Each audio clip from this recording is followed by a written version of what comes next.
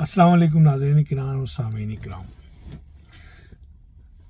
لا الہ الا اللہ محمد رسول اللہ. اشہد ان لا الہ الا اللہ وحدہ لا شریک لہ واشہد ان محمد عبدہ ورسولہ. حسبی اللہ لا الہ الا هو علیہ توکلت ورب العرش العظیم. یہ میں نے اپنی گفتگو سے پہلے اس لیے پڑھا ہے کہ جو میں نے آج وینزویلا کے صدر کے بارے میں اور وہاں کے حالات کے بارے میں سنا، اس کو ہو بہو خوشے ایک آدمی میرے ساتھ بیٹھا تھا، نوجوان تھا، 38 سال اس کی عمر تھی، اس کی بیوی اور سب. میں نے جب اس سے پوچھا کہ what about the Venezuela, American action in Venezuela, اس نے کہا کہ 22 سال پہلے کمیونسٹ رجیم کی حکومت آئی تھی، سوشل اور سماجی ریفارمز کے اوپر انہوں نے وعدہ کیا تھا، اور پھر انہوں نے اس کے بعد جو 3-4 الیکشن 4 سال بعد کرائے، اس کے اندر کوئی ریفارم نہیں کی بلکہ ریگنگ کی.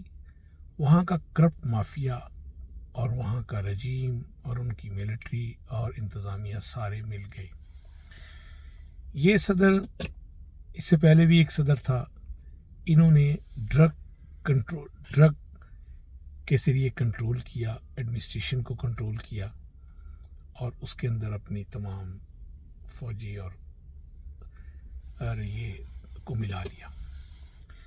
اور تیل بکتا تھا، عوام کو کوئی فائدہ نہیں اس کا پہنچتا تھا، خزانے کے اندر سے لوٹ مار ہو رہی تھی، اور زبردست طریقے سے وہ نوٹ چھاپے جا رہے تھے، اور وہ سارے نوٹ چھپ کے باہر بینکوں کے اندر داخل ہو رہے تھے ان کے گروپوں کے لوگوں کے.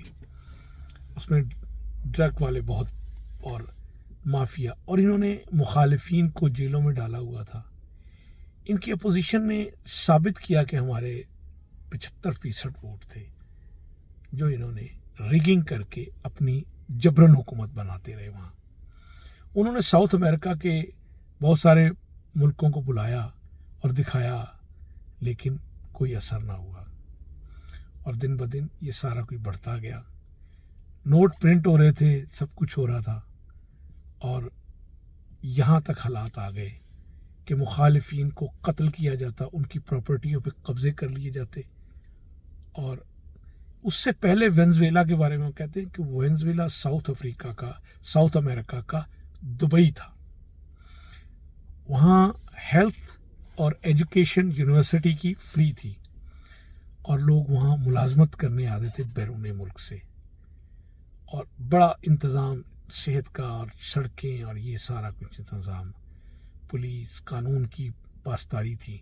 اور اس کے بعد یہ ہوا، اس کی ایئر لائن، جبکہ تیل کے بہترین وسائل ہیں ان کے پاس.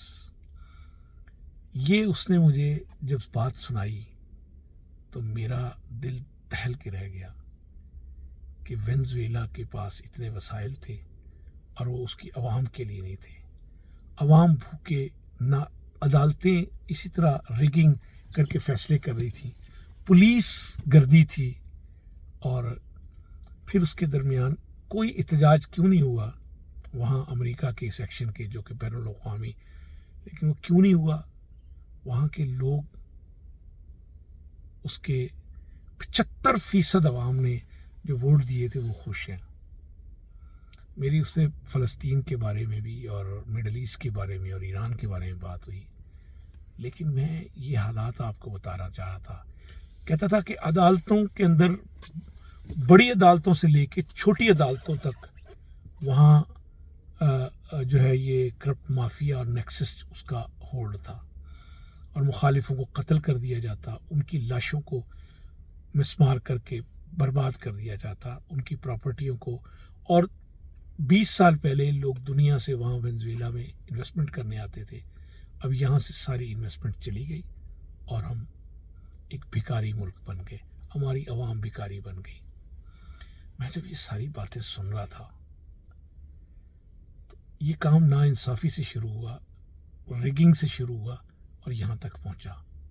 اب آپ اس کا اندازہ لگا رہے ہیں کہ یہ اس قسم کے اقدامات کہاں ہمارے یہاں بھی ہو رہے ہیں کیا؟ اس کا نتیجہ کیا نکلے گا اور کیا ہوگا؟ بس اتنی سی بات میں نے آپ کو سنانی تھی، اور امید ہے کہ آپ سمجھ بھی گئے ہوں گے اور سمجھ بھی رہے ہوں گے۔